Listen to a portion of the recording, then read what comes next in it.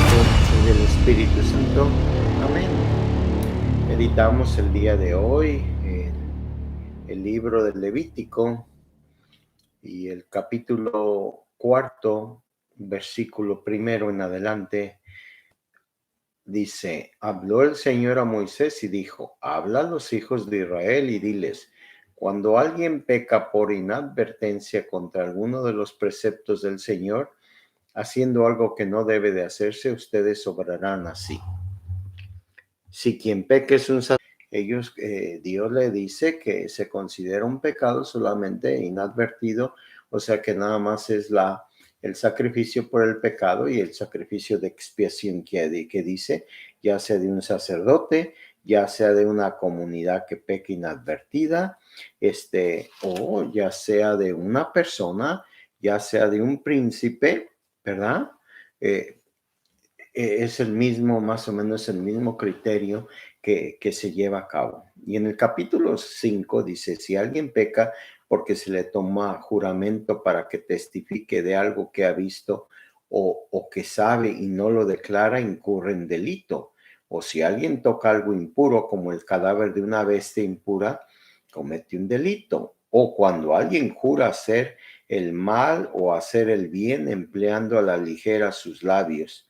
Esto es, en cualquier cosa que uno haya hecho a la ligera, un juramento aún sin advertencia, cuando cae en la cuenta, se hace culpable de eso.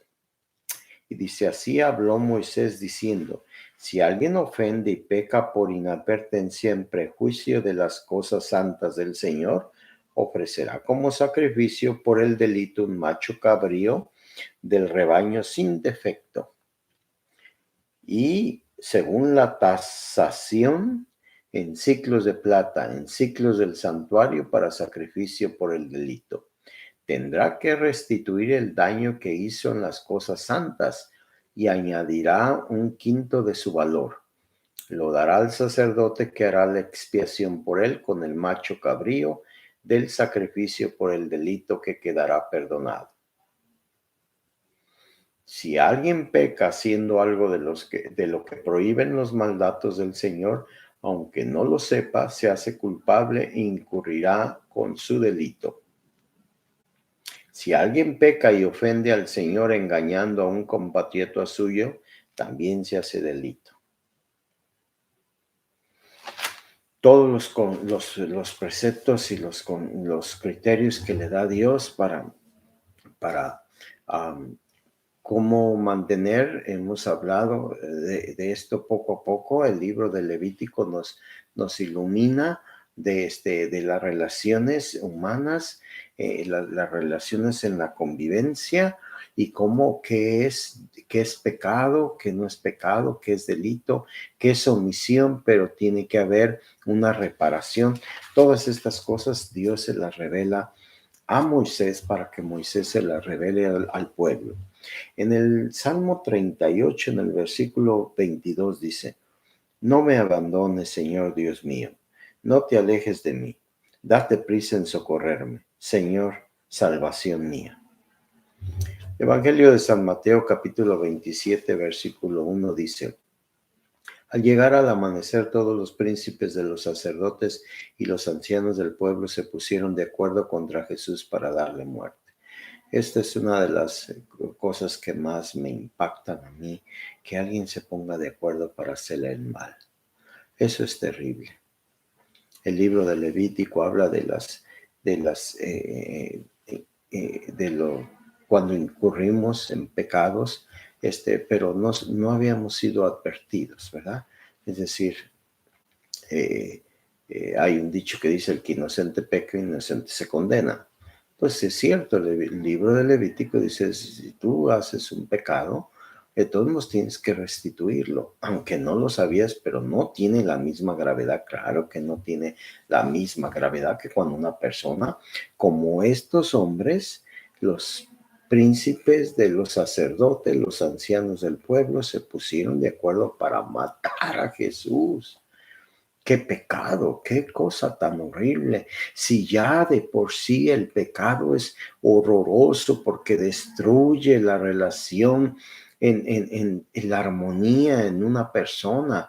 Imagínense nomás un asesino, una persona que está planeando deshacerse de otra persona, destruir a la persona. Imagínate que 3, 4, 5, 10 hombres se pongan de acuerdo para matar a otro hombre y luego cuando tú te das cuenta, cuando te pones a reflexionar, bueno, vamos a matar a este narcotraficante, este hombre que ha invadido de estupefacientes y ha puesto a todo un pueblo como tonto, drogándose, ¿verdad?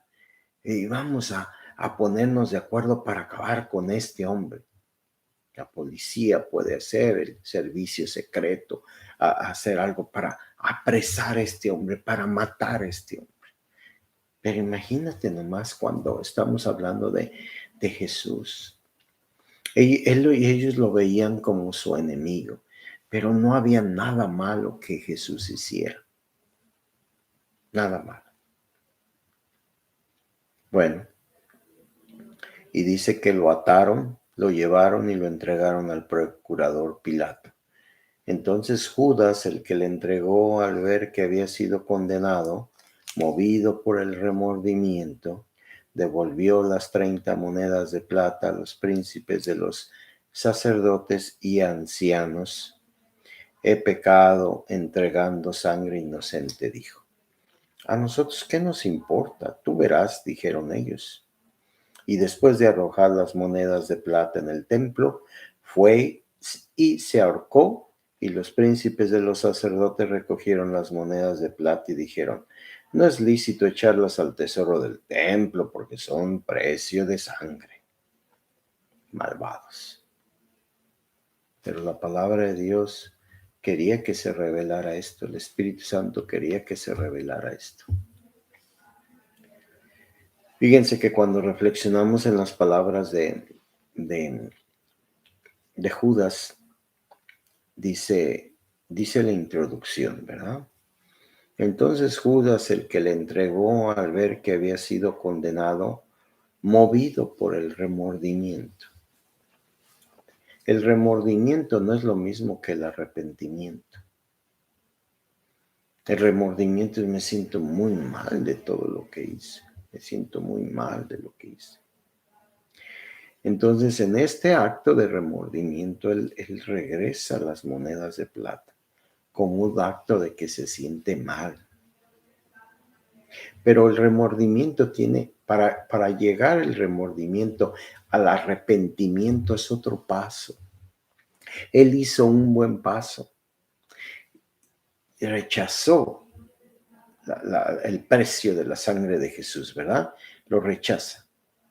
Y dice él, he pecado entregando sangre inocente. Todo iba bien ahí. El Evangelio de San Mateo nos dice que todo iba bien lo que estaba haciendo este hombre. La contestación de ellos no podría ser diferente porque ellos hasta se habían unido para matar, imagínense nomás. En orden de no matar hubieran tenido que convencerse los 5, 6, 10 o los que estuvieran ahí. Mucho más difícil que uno solo. El demonio los tenía seducidos a todos para ponerse de acuerdo, imagínense nomás. Y dice que después de arrojar las monedas de plata en el templo, se fue y se ahorcó. Ahí fue la parte de no hubo arrepentimiento. No confió en la misericordia de Dios. En nada le sirvió haber estado con el Santo de Dios, con el Mesías, con el Libertador, con el Salvador, con el ungido, con el Cristo, con el camino, verdad y vida, con el pan de la vida eterna. En nada le sirvió porque en ese momento, cuando él se fue, se debió haber ido con quién, buscar a María, a los discípulos, a los demás que estaban escondidos, probablemente estaban escondidos en el cenáculo donde Jesús celebró la última cena con ellos. Ahí, entonces era un verdadero arrepentimiento como Pedro, que entra en la misma crisis. Claro que él no fue a venderlo, Él simplemente lo traicionó, lo dejó, lo abandonó. Pero lo vendió, pero él había hecho cosas importantes, pero el demonio, la poca credibilidad en la misericordia de Dios. Y a veces nosotros somos así, hermanos. No confiamos en la misericordia de Dios. Al final es lo único que nos va a salvar. La misericordia de Dios. Acogernos a ella. Hacer lo que Él nos pide. Y después dice que se pusieron de acuerdo y compraron un campo, ¿verdad? Se le llama el campo del alfarero para sepultura de los peregrinos. Y ese campo se llama hasta el día de hoy campo de sangre. Y en el versículo 9 dice, así se cumplió lo dicho por medio del profeta Jeremías. Y tomaron las 30 monedas de plata, precio en que fue valorado aquel a quien tasaron los hijos de Israel, y las dieron para el campo del alfarero, tal como lo ordenó el Señor. Tal como lo ordenó el Señor. Qué difícil a veces es tratar de comprender la palabra de Dios, ¿verdad? Y ni viendo el profeta Jeremías, hablando cientos de años antes de Cristo, ellos comprendieron lo que estaban haciendo. Y después dice que hicieron comparecer a Jesús ante el procurador y el procurador lo interrogó. ¿Eres tú el rey de los judíos? Tú lo dices, contestó Jesús. Y aunque lo acusaban los príncipes de los sacerdotes y los ancianos, no respondió nada. Entonces le dijo Pilato, ¿no oyes cuántas cosas alegan contra ti? No le respondió pregunta alguna, de tal manera que el procurador quedó muy admirado. Bueno, pues siempre cuando leemos la pasión de nuestro Señor, ¿verdad? Porque esta es la pasión de nuestro Señor. Nos sentimos muy conmovidos ante esto.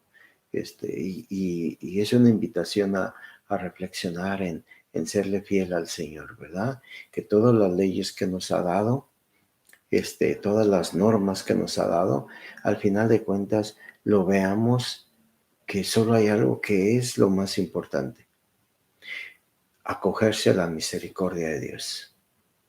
Eso es todo. Entonces, todo lo que quiere el Señor. Somos pecadores, somos personas que caemos y caemos y caemos. Nuestra iglesia cae y cae.